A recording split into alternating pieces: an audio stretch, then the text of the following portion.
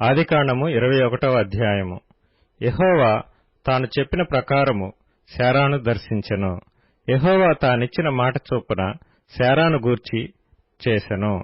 ఎట్లనగా దేవుడు అబ్రాహాముతో చెప్పిన నిర్ణయ కాలములో శారా గర్భవతి అయి అతని ముసలితనమునందు అతనికి కుమారుని కనెను.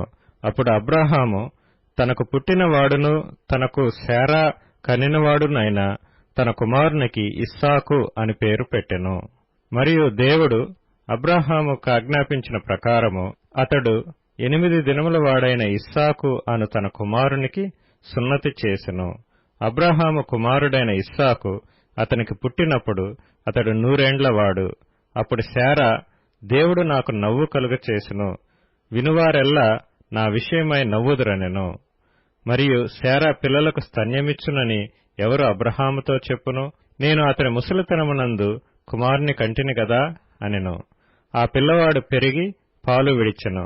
ఇస్సాకు పాలు విడిచిన దినమందు అబ్రాహాము గొప్ప విందు చేసెను. అప్పుడు అబ్రాహామునకు ఐగుప్తీయురాలైన హాగరు కనిన కుమారుడు పరిహసించుట శారా చూచి, ఈ దాసిని దీని కుమారుని వెళ్లగొట్టుము, ఈ దాసి కుమారుడు నా కుమారుడైన ఇస్సాకుతో వారసుడై ఉండడని అబ్రాహాముతో అనెను.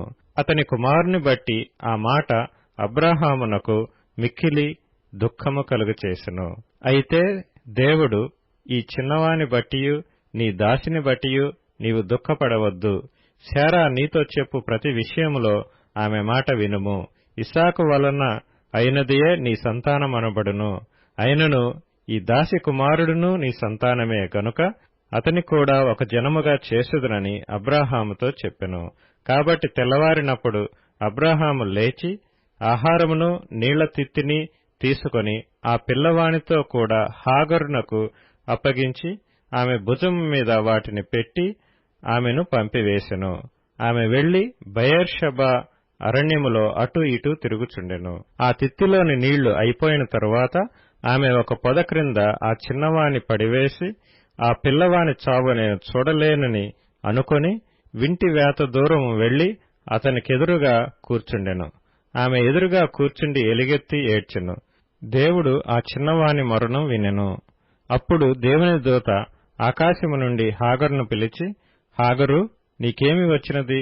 భయపడకుము. ఆ చిన్నవాడున్న చోట దేవుడు వాని స్వరము వినియున్నాడు. నీవు లేచి ఆ చిన్నవాణ్ణి లేవనెత్తి నీ చేత పట్టుకొనుము, వానిని గొప్ప జనముగా చేసెదనని ఆమెతో అనెను. మరియు దేవుడు ఆమె కన్నులు తెరచినందు